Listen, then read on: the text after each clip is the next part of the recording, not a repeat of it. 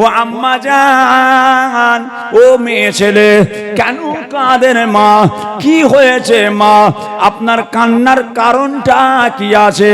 ওই সময়তে মেয়ে ছেলেটা বলেছিলেন, এ নবী পাকের সাথী গণেরা, এ রাসূলুল্লাহর সাহাবা গণেরা, আমি মা এই জন্য কাঁদতে লেগেছি।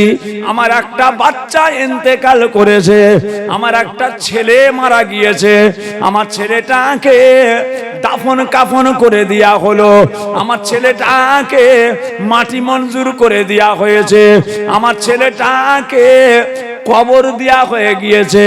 আজ কয়েকদিন হয়ে গেল, আমি মা, আমার অন্তরটা জ্বলে পুড়ে ছাই হয়ে যায়। আমি মা, আমার কষ্টে আমার বুকটা ফেটে যাচ্ছে। ওই ছেলেটাকে আমি আর একবার দেখতে চাই। আমার ছেলেটাকে আমি আর একবার দেখব। ওকে একবার কবরটা খুঁড়ে, ওকে একবার কবরটা খুঁড়ে ওর লাশটাকে আবার তুলে আমাকে আর একবার দেখাও। আমার ছেলের জন্য আমার বুক ফেটে যাচ্ছে, আমি সহ্য করতে পারছি না, আমি আর একবার দেখব। আহা, সোনার চাঁদ, সোনার মানিক, জি হ্যাঁ, সাহাবা হুজুরা চলে এলেন মসজিদের নববীতে। ইয়া আমিরুল মুমিনিন, ইয়া খলিফাতুল মুসলিমিন, ও মুসলিম জাহানের নেতা, ও মুসলিম জাহানের আমির হুজুর গো, ওই মেয়ে ছেলেটা এই জন্য কাঁদছে, ওই মেয়ে ছেলেটা এই কারণে কাঁদছে, তার একটা বাচ্চা ইন্তেকাল হয়ে গিয়েছে, মাটি মঞ্জুর হয়ে গিয়েছে, দাফন কাফন হয়ে গিয়েছে। মা, ওই বাচ্চাটাকে আর একবার দেখতে চাই হুজুর গো, কি করা যাবে? আমিরুল মুমিনিন, খলিফাতুল মুসলিমিন মেয়ে ছেলেটার কথা শুনে চুপ করে রয়ে গেলেন, কোনো কথা বললেন না।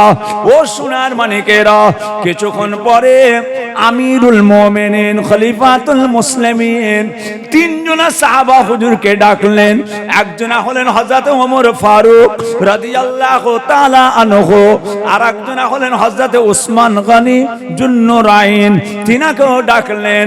হযরত শেরে খুদা হযরত আলী রাদিয়াল্লাহু তাআলা আনহু তিনজনা সাহাবাকে ডাকলেন, ডেকে জিজ্ঞাসা করলেন, হে নবী সাহাবা হযরত ওমর, হে নবী সাহাবা হযরত উসমান, হে নবী সাহাবা হযরত আলী, মা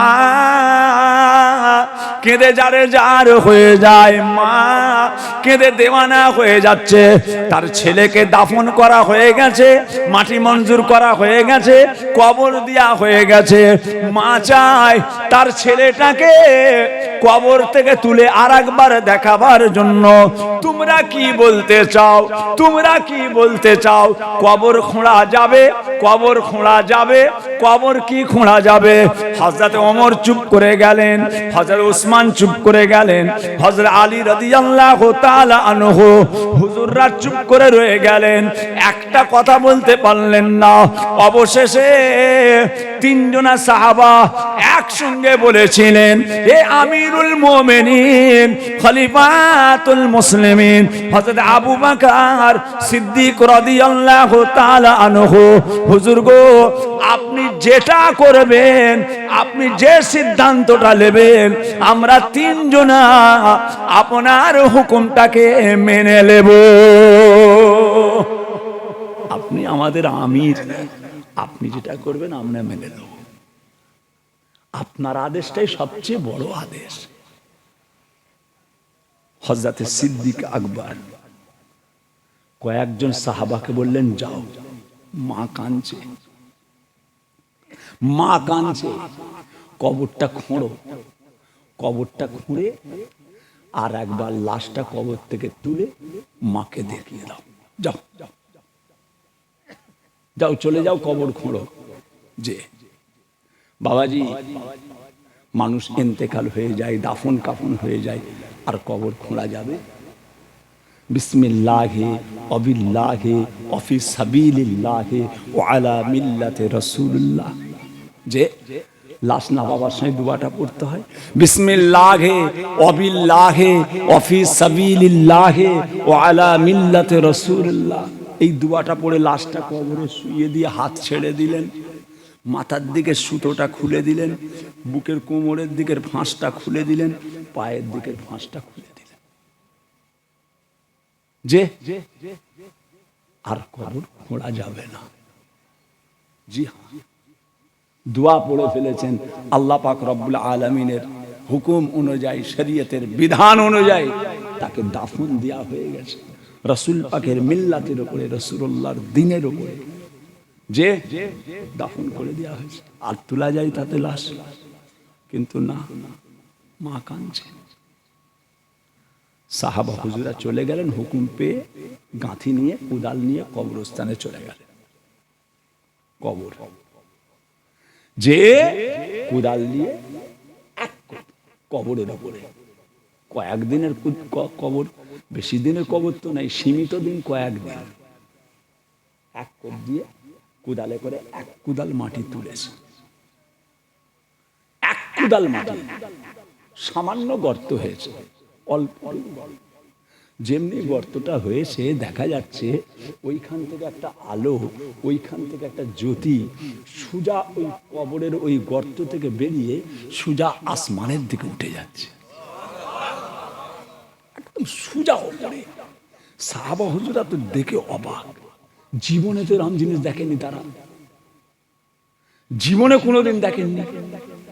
তাড়াতাড়ি করে ভয়ে ইনারা ভয় খেয়ে গিয়ে ওই মাটিটা নিয়ে, যে মাটিটা তুলেছিলেন ওই মাটিটাই নিয়ে আবার গর্তটাতে সমান করে দিয়ে চেপে দিয়ে, মাটিটা চেপে দিয়ে আলোটা বন্ধ হয়ে গেল। ইনারা আর খোঁড়েনি, আর কবর খোঁড়েনি, সোজা চলে গেছেন সিদ্দিক আকবরের কাছে, মসজিদের নবাবী শরীফ।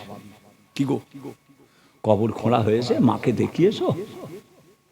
কবর খুঁড়ে মাকে দেখিয়েছো?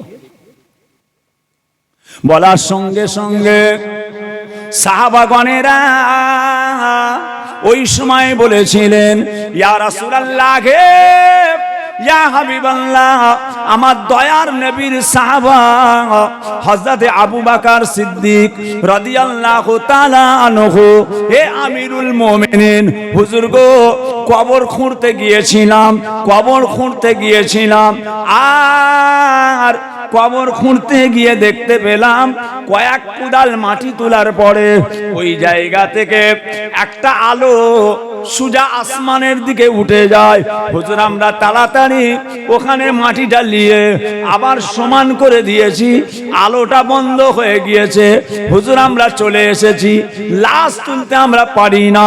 ও সোনার মানিকেরা, আমিরুল মুমিনিন খলিফাতুল মুসলিমিন চিন্তায় পড়ে গেলেন, কি ব্যাপার, কি ব্যাপার, কি ব্যাপার, এরকম তো শোনা যায় না, এরকম তো দেখা যায় না, কি এমন ঘটে গেল, কি এমন ঘটে গেল বাবা? ও সোনারা, আমিরুল মুমিনিন দুটো চিন্তা করেছিলেন, সিদ্দিকে আকবর দুটো চিন্তা করেছিলেন। এক নাম্বার চিন্তা হলো কবর থেকে নূর বেরিয়েছে, কবর থেকে জ্যোতি বেরিয়েছে। আর একটা চিন্তা করলেন, মনে হয় কবর থেকে জাহান্নামের আগুন বেরিয়ে এসেছে। হয় আগুন হবে, হয় আগুন বেরিয়েছে, আর তা না হলে নূর বেরিয়েছে।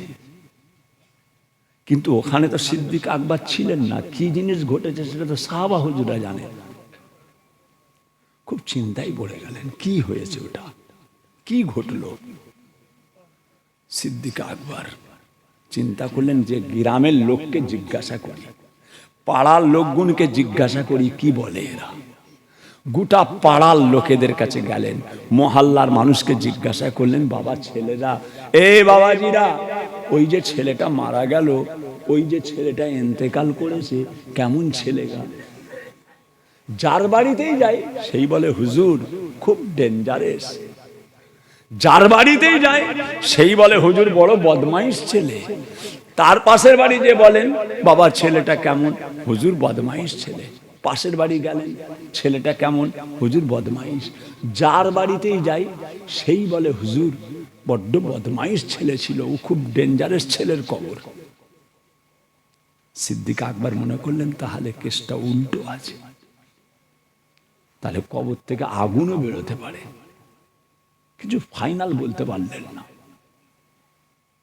ভাইরা আমার, দোস্ত আমার, আমিরুল মুমিনিন খলিফাতুল মুসলিমিন হযরত আবু বকর সিদ্দিক রাদিয়াল্লাহু তাআলা আনহু, ও সোনার চাঁদেরা, সোনার মানিকেরা, রাতের বেলা নামাজ আদায় করলেন, এশার নামাজ পড়ে গভীর রাতে আল্লাহ তাআলার তাহাজ্জুদের নামাজ আদায় করছেন গভীর রাতে। আর আল্লাহ পাকের তাহাজ্জুদের নামাজ পড়ে নিয়ে বসে বসে বসে বসে কিছুক্ষণ আল্লাহ তাআলার তাসবিহ পড়ছেন। বাবা বসে বসে কিছুক্ষণ আল্লাহ পাকের তাসবিহ পড়ছেন। পড়তে পড়তে হঠাৎ করে দেখা গেল সিদ্দিক আকবরের একটু তন্ত্রা ভাব এসে গিয়েছে, একটু ঘুমের ভাব এসে গিয়েছে, একটু ঘুম ঘুম ভাব। তসবিহ পড়ে একটু ঘুম ঘুম ভাব এসে গেছে, তসবিহ পড়ছেন একটু টলা টলা ভাব, একটু নিদ্রা এসে গিয়েছে। ও সোনার মানিকেরা, এমন সময় অল্প সময় দেখতে পাওয়া গেল ওই অতটুকু টাইমের মধ্যে, অতটুকু সময়ের মধ্যে সিদ্দিক আকবরের সঙ্গে আমার রাসূলুল্লাহর দিদার হয়ে যায়। আল্লাহর রাসূলের সঙ্গে দিদার, দয়ার নবীর সঙ্গে। আবু বকর সিদ্দিক আল্লাহর রাসূলকে দেখছেন, হুজুর পাক দয়ার নবী একটা নূরের আসনে, নূরের জায়গায় আল্লাহর রাসূল বসে আছেন, একদম মতিমুক্তার চেয়েও চমকাচ্ছে, মতিমুক্তার চেয়েও চমকাচ্ছে জায়গাটা। হুজুর পাক যেখানে বসে আছে, হুজুর পাকের সাইডে ওই ছেলেটা বসে আছে। জোরে বলুন, ওই ছেলেটা। গোটা পাড়ার লোক বলেছে বদমাইশ, গোটা পাড়ার লোক বলেছে ডেঞ্জারাস। বসে আছে হুজুর পাকের পাশটাই, হুজুর পাকের সাইডে। আবু বকর সিদ্দিক ছেলেটার দিকে তাকাচ্ছে। ছেলে, গোটা পাড়ার লোক বলেছে বদমাইশ, বসে আছে হুজুরের পাশে। আল্লাহর রাসূল বলেছেন, আবু বকর, আবু বকর, এই ছেলেটার জন্য তুমি বড় চিন্তায় ছিলে না? এই ছেলেটার জন্য তুমি বড় চিন্তায় ছিলে। কি হয়েছে? কবর থেকে আগুন বেরিয়েছে না নূর বেরিয়েছে? আযাবের কবর না শান্তির কবর? বড্ড চিন্তায় ছিলে।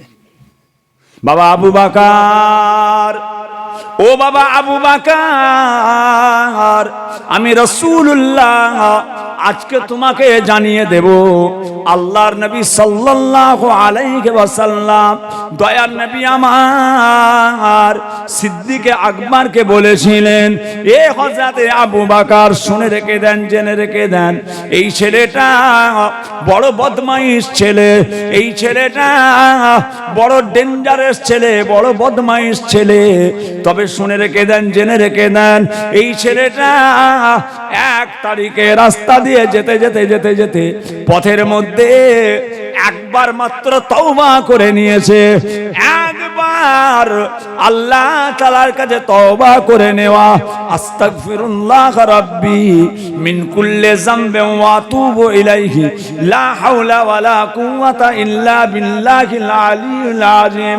রব্বানা যালামনা আনফুসানা ওয়া ইল্লাম তাগফির লানা ওয়া তারহামনা লানাকুনান্না মিনাল খাসিরিন। আস্তাগফিরুল্লাহ, আস্তাগফিরুল্লাহ, আস্তাগফিরুল্লাহাল্লাযী লা ইলাহা ইল্লা হুয়াল হাইয়ুল কাইয়্যুম ওয়া আতুবু ইলাইহি। আল্লাহ পাক তওবাকে এত বড় নিয়ামত করেছেন।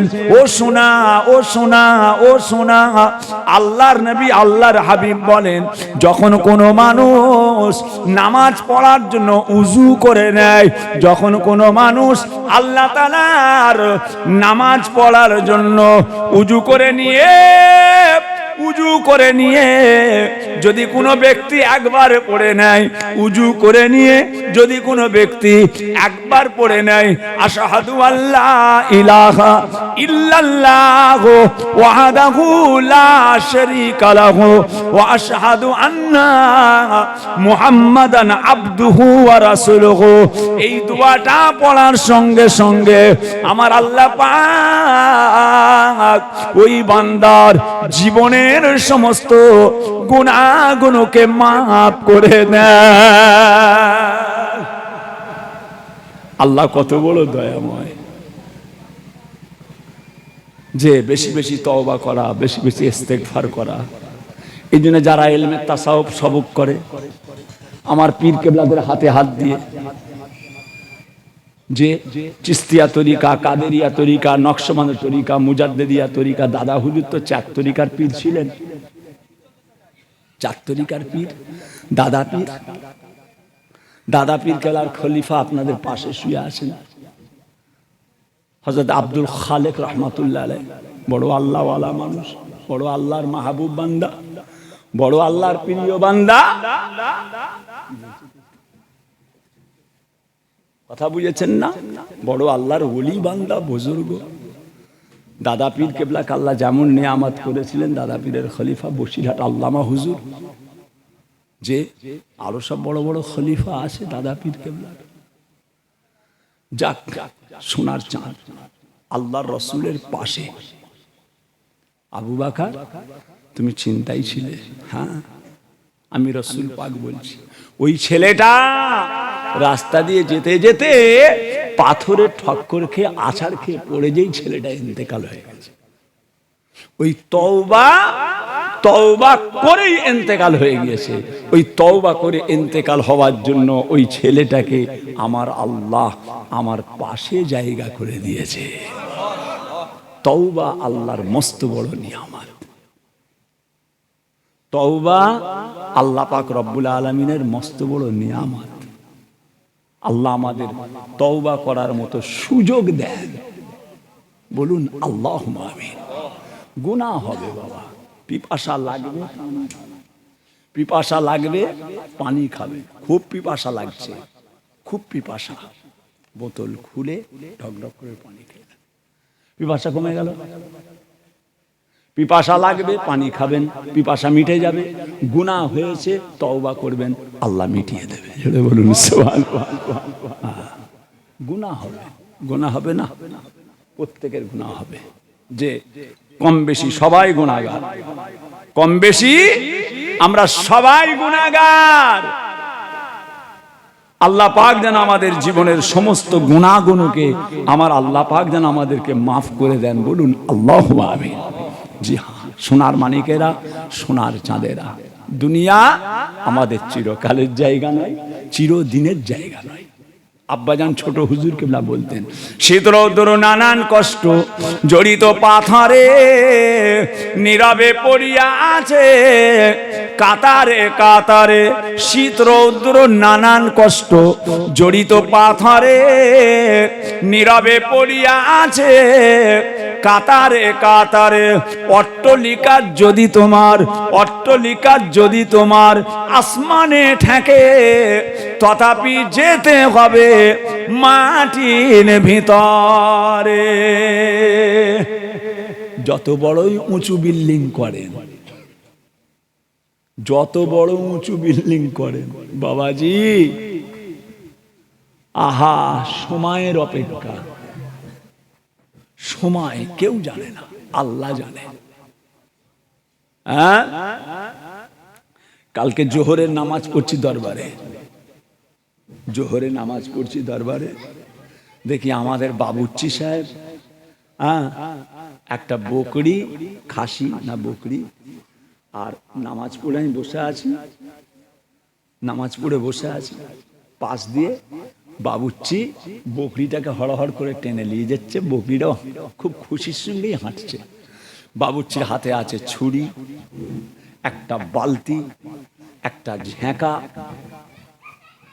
যে আমি নামাজ পড়ছি, আমাদের গ্রামেরই ছেলে, তালুক নাম, দেখি বকরিটাকে নিয়ে যাচ্ছে।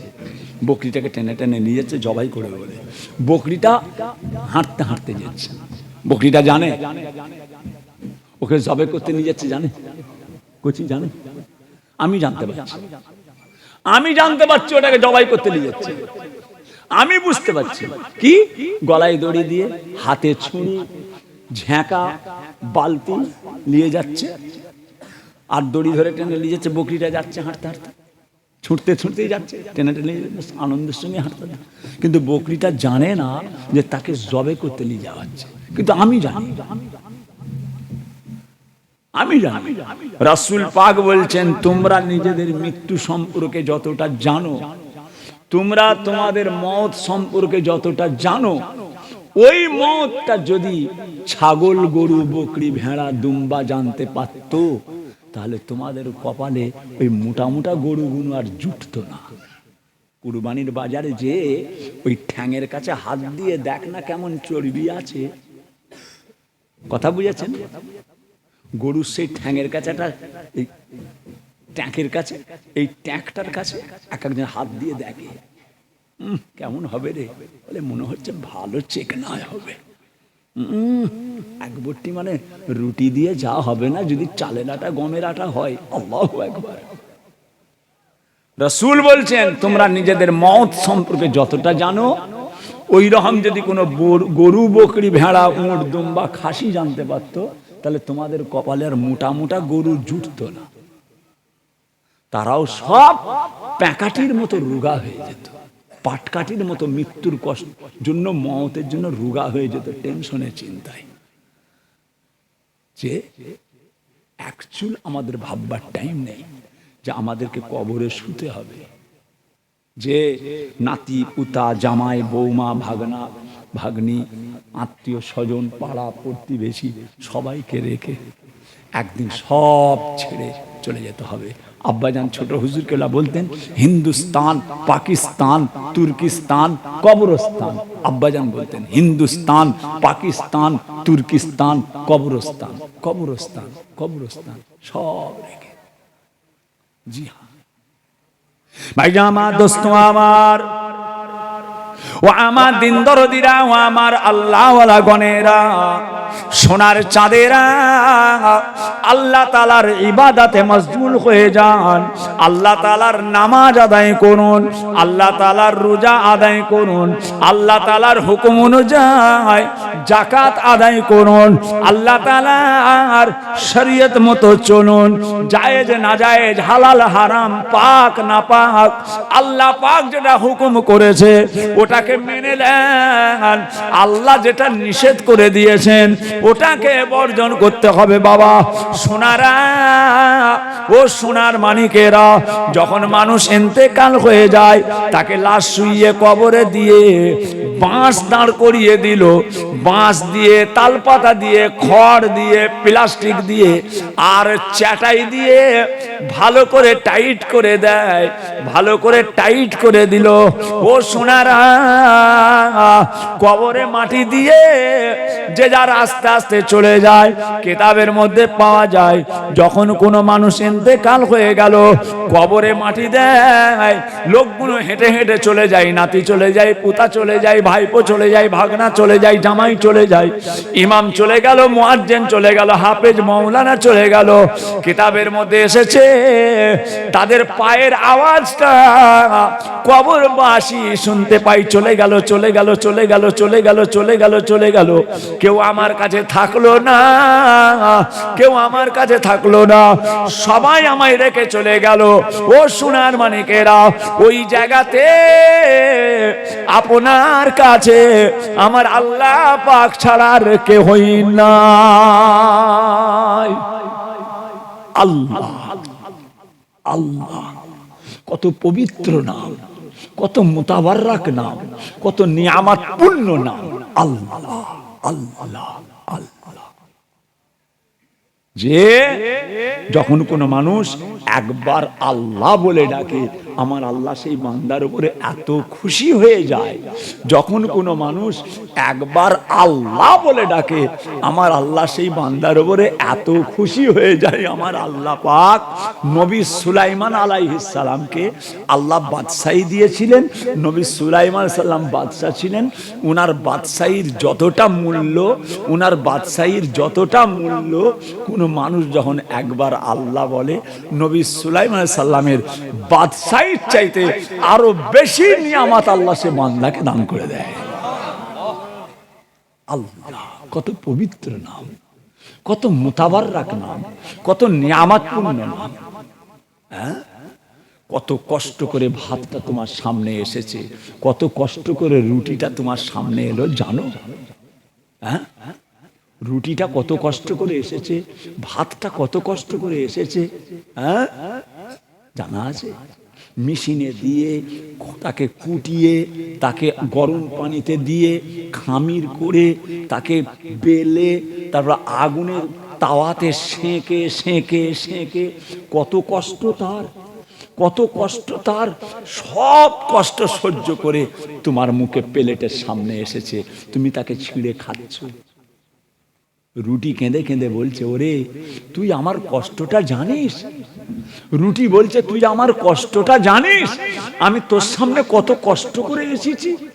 তুই যদি একবার আমাকে বিসমিল্লাহির রহমানির রহিম বলে খেতিস, আমার সমস্ত কষ্টটা আমার জন্য আসান হয়ে যেত। তুই একবার আমাকে বিসমিল্লাহ বলে খেলিনি, তুই আমাকে একবার বিসমিল্লাহ বলে খেলিনি, আমি তোর কাছে কত কষ্ট করে এসেছি তুই জানিস? হ্যাঁ, একটা গল্প আছে, আরবি পত্রিকায় একটা আছে, বড় একটা বইয়ে গল্প এটা আছে, রুটির একটা গল্প আমরা ছোটবেলায় পড়েছিলাম আরবিতে। রুটির গল্প একটা, রুটিটা আমরা কেঁদে কেঁদে বলেছিল, ওরে আমাকে খাচ্ছিস একবার বিসমিল্লাহ বল। রুটি কানতে কানতে বলছে, ওরে আমায় খাচ্ছিস তুই একবার বিসমিল্লাহ বল, বিসমিল্লাহির রহমানির রহিম। আমাকে যখন খাবি একবার অন্তত বিসমিল্লাহির রহমানির রহিম বলে খা, কেন আমার যত কষ্ট হয়েছে আমার সব কষ্টটা আমার জন্য আসান হয়ে যাবে।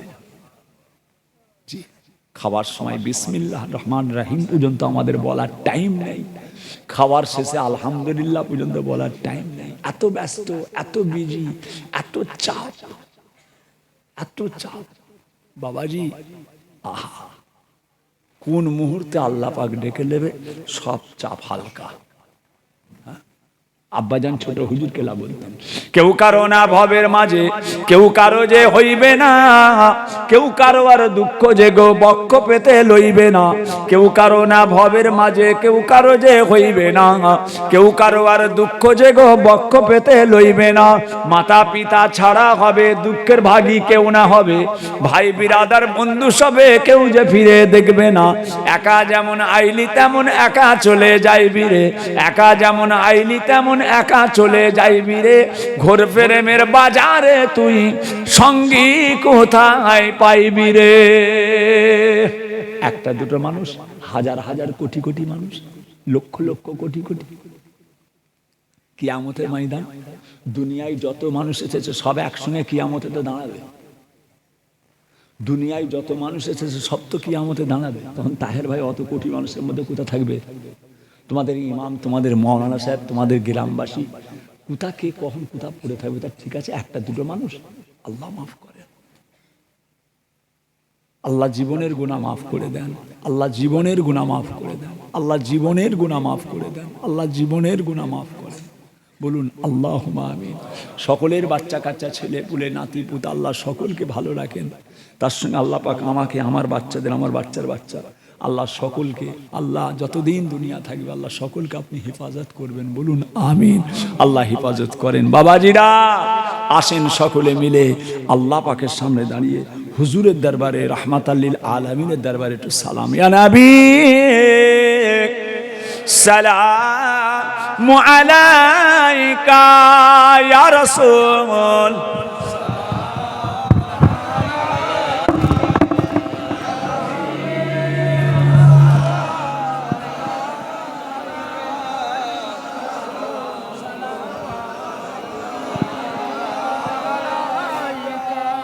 আউযু বিল্লাহি মিনাশ শাইতানির রাজিম। তালাল বদরু আলাইনা মিন সানিয়াতিল ইলবিদাই ওয়াজাবা শুকরু আলাইনা মাদা লিল্লাহ হেদাই ইয়া নবী সালামু ইয়া রাসূল ইয়া হাবিব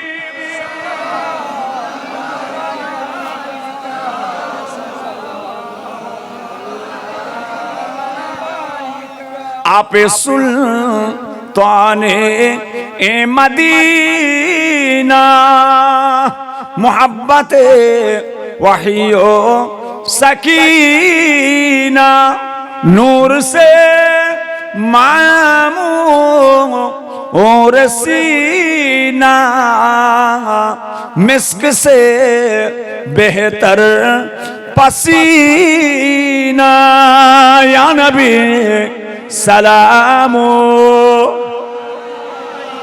या रसूल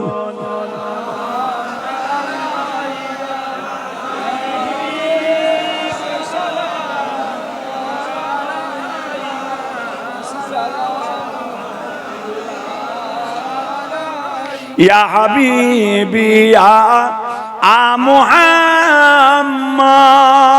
सल्लल्लाहु अलैहि वसल्लम या उरूसल खाफिकीन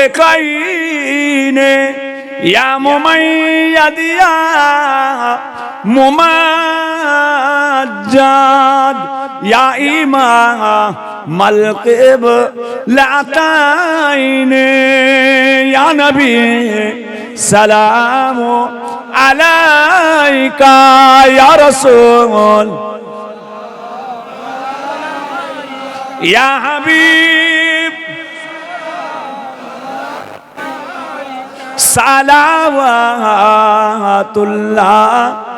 अलैका या रब्ब सल्लि व सल्लिम दाइमन अबदा आला नबी का खैर खल्के कुल्ले हमीद बेजय रब मेरे दरूद सलाम बरगुज़ीदा नबी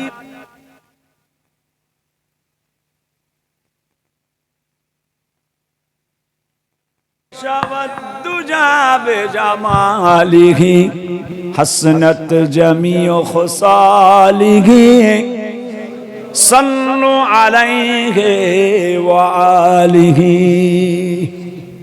बाबाजीरा আল্লাহ পাকের দরবারে দোয়া চাওয়া হবে সকলে বিসমিল্লাহ শরীফ শুনবে 11 বার দরুদ শরীফ 10 বার আলহামদ শরীফ 3 বার সূরা ইখলাস কুল হুয়াল্লাহু আহাদ সূরা তেলাওয়াত করেন আমাদের সকলের মুরব্বিদের জন্য দোয়া চাওয়া হবে সকলে পড়তে থাকেন বাবাজিরা পড়তে থাকেন বাপ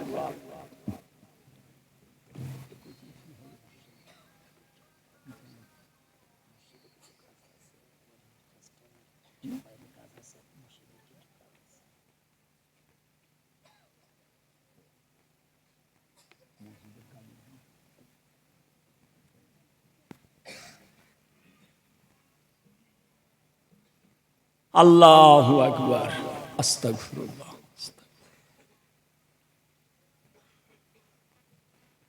তাবারুক প্যাকেট না বসলে খান